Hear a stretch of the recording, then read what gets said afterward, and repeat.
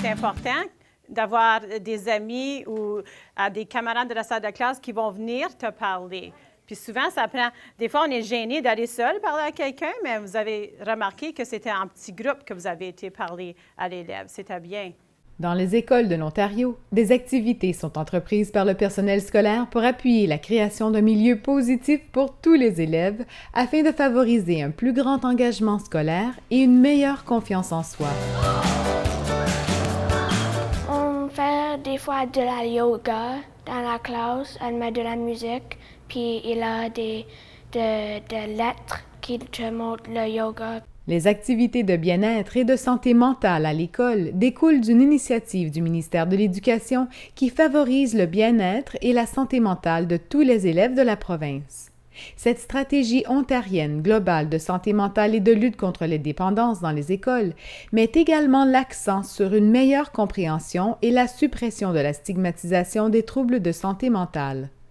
Tout d'abord, qu'entend-on exactement par le terme santé mentale? La santé mentale, finalement, c'est un équilibre entre plusieurs aspects de la vie, autant le bien-être physique que le bien-être interpersonnel, intrapersonnel, dans le domaine de nos relations sociales, au niveau de notre fonctionnement académique ou économique. Et à n'importe quel moment, ça peut se débalancer.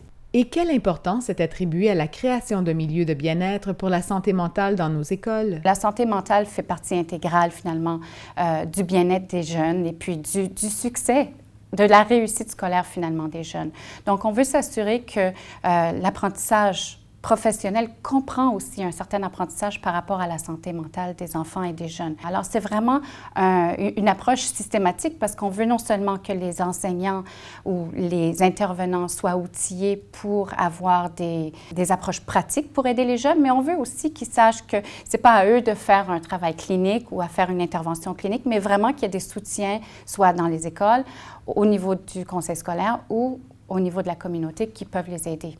En effet, des experts sont là, au sein des conseils, pour appuyer le personnel enseignant et aider à créer un milieu d'apprentissage positif pour tous les élèves. Le leader en santé mentale, essentiellement, s'occupe d'organiser, de coordonner plus ou moins une stratégie, de coordonner les besoins aussi des conseils scolaires. Cette vidéo met ainsi en valeur 3 projets différents de bien-être et de santé mentale mis en place dans 3 écoles francophones de la province.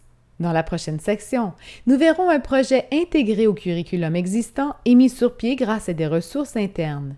La section suivante se concentre sur 2 autres projets qui se sont basés sur des programmes externes. Finalement, la dernière section offre un aperçu des ressources critiques mises à la disposition du personnel enseignant.